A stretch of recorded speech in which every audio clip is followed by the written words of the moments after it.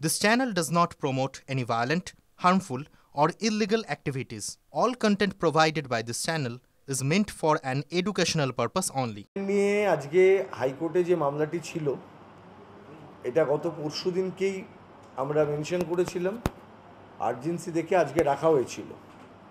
আমাদের মামলার মূল কথা ছিল যে আপনারা প্রত্যেকেই এই মুহূর্তে দেখছেন যে 2002-এর ভোটার লিস্টে আপনাদের নাম আছে কিনা, এবং এটা দেখতে গিয়ে সব সমস্যা শুরু হচ্ছে।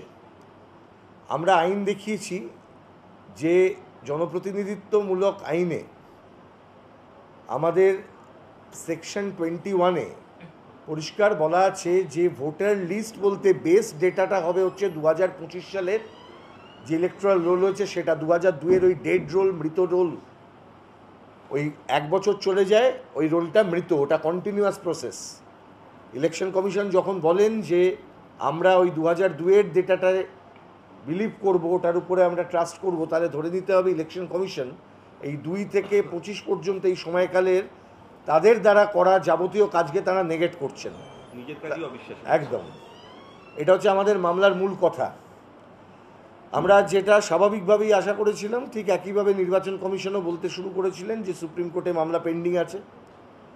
আমরাও বলে দিয়েছিলাম, কিন্তু আমাদের মামলা যেহেতু আলাদা, আমরা বলেছিলাম হাইকোর্টের কোনো বাধা নেই এই মামলা শুনতে। আমরা খুশি হাইকোর্ট এই মামলা শুনছেন।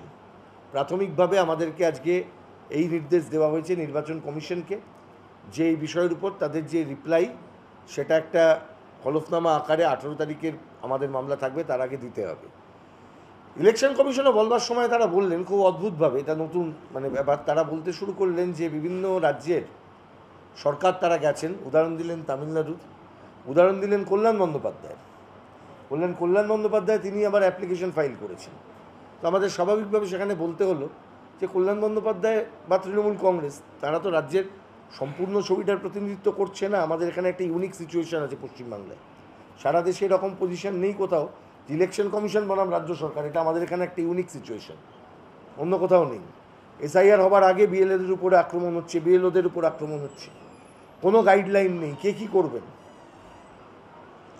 রাজ্য সরকারের পক্ষ থেকে আজকে সময় নেওয়া হয়েছিল, তারা থাকবেন পরের দিনকে, আমরা রাজ্য সরকারের ভিউটাও দেখতে চাইছি। কিন্তু যেটা মূল কথা যে 2002-এর যে ডেটা সেটা গৃহীত হবে কি হবে না, 2025-এর ডেটার ভোটার লিস্ট থেকে এই ডেটা নেওয়া হবে কি না, এই সংক্রান্ত বিষয়ে কিন্তু হাইকোর্ট তারা সিদ্ধান্ত নেবেন এবং 18 তারিখে তার জন্যই মামলাটি থাকবে। ফলে 2022-2025-এ দাঁড়িয়ে 2022 দাঁড়িয়ে 2022-এর ডেটার উপরে রিলাই করা, ধরা যাক আমার আর সব্যসাচীরই তো নাম নেই 2022-এর ভোটার লিস্টে, 2002-এর আমাদের, তখন আমাদের ভোট আমাদেরই নাম নেই।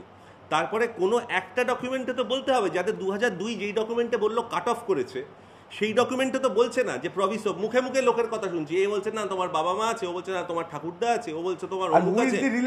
রিলেটিভের তো কোনো ডেফিনেশন কিছু বলা নেই। অ্যান্ড যদি লিগালি বলতে হয়, the commission is barred by the principles of estoppel. মানে তুমি একটা কথা বলে একবার বলে দিয়েছো, তুমি তাহলে লিস্টগুলো পরবর্তীকালে যে ইলেকট্রাল লিস্টগুলো ছাপলে সেগুলো সব নিজেই নস্যাৎ করছো, তা কি করে হয়? তা আইন বহির্ভূত। আর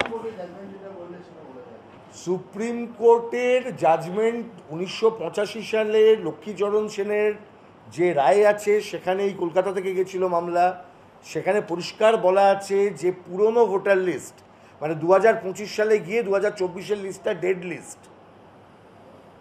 তা একটা লিস্টের লাইফ আছে তো, স্প্যান আছে তো। পুরনো লিস্ট মানে ডেড লিস্ট, মৃত লিস্ট। তুমি মৃত লিস্ট থেকে জীবিত করতে পারো না, that's dead, you can't look into it. তাহলে তোমার ইন্টেনশনটা কি? তুমি বাংলায় কি চাইছো? কেনই আতঙ্ক ছড়াচ্ছ? লিঙ্কিং এর নামে আতঙ্ক ছড়ানো হচ্ছে, ও তো ক্ষমতাই নেই এটা করবার। আইন অনুযায়ী নির্বাচন commission can't travel beyond the scope of representation of people's act. তারা কোথা থেকে এই ক্ষমতা পেলেন? রিপ্রেজেন্টেশন অফ পিপলস অ্যাক্টে বলা আছে ইলেকট্রাল রোল মানে electoral roll of the year. তার দুরকম রিভিশন হয়, একটা অ্যানুয়াল রিভিশন যেটা রেগুলার প্রসেস, আর একটা special revision. You are conducting a special revision. Special revision করতে গিয়ে তুমি বললে 2002, কেন 2003 নয়, কেন 1985 নয়, কেন 2004 নয়? তো খামখেয়ালিপনা হতে পারে না।